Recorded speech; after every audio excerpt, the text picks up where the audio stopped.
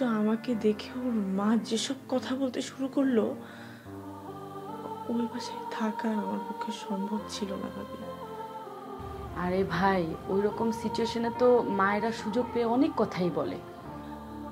আমাকে বললে আমি মুখ বুঝে সব কথা সহ্য করতাম, একটা কথাও আমাকে নিয়ে বলে নাই।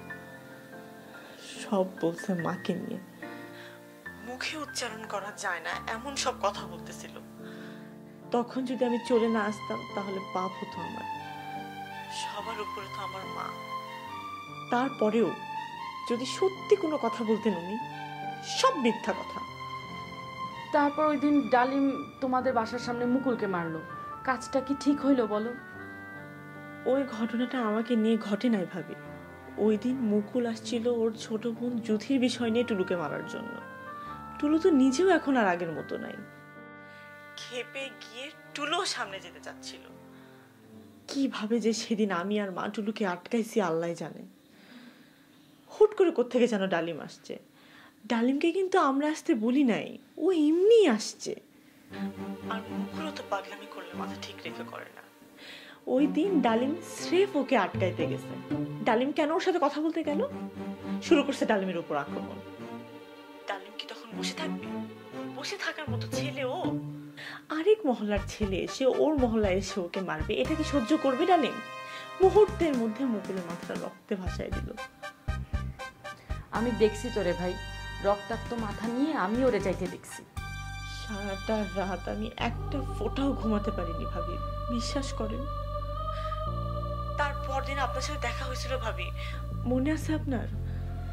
একটা কথাও বলিনি আপনার সাথে। খুবই অবাক হয়েছিলাম সেদিন, তোমার আচরণে আমি অনেক কষ্ট পাইছিলাম। ভাবি আমি হসপিটালে মুকুলকে দেখতে গেছিলাম, ও সবার সামনে যা তা বলে আমাকে হসপিটাল থেকে বের করে দিছে।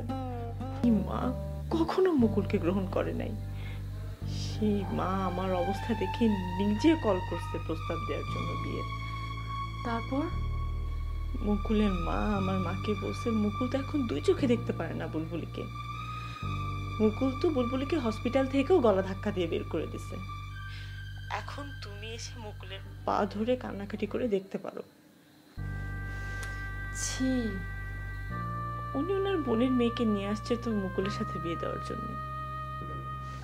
ওনার ছেলেকে উনি যাকে খুশি তাকে বিয়ে করান, কিন্তু এসব কথা কেন বলবে? ছোট লোক তো দেখতেছি।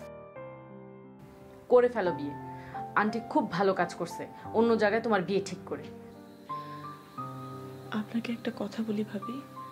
বলো বলো। মুকুল যদি এখনো এসে বলে বুলবুলি চলো, আমি কিন্তু সত্যি সত্যি চলে যাব। কিন্তু মুকুল আসবে না, খালাতো বোনকে পেয়ে মজে আছে। বাদ দাও, জীবনটা এমনই, কোনো হিসাবই ঠিকঠাক মতো মিলে না। আপনার সাথে কথা বলে অনেক হালকা লাগতেছে ভাবি। তুই কিন্তু আমার একটাও কথা শুনতেছিস না টুলু, একটাও কথা শুনতেছিস না। মা শোনো না, কি হয়েছে আজকে শোনো না। ভাবি একটু রাখি, পরে কথা বলবো। হ্যাঁ,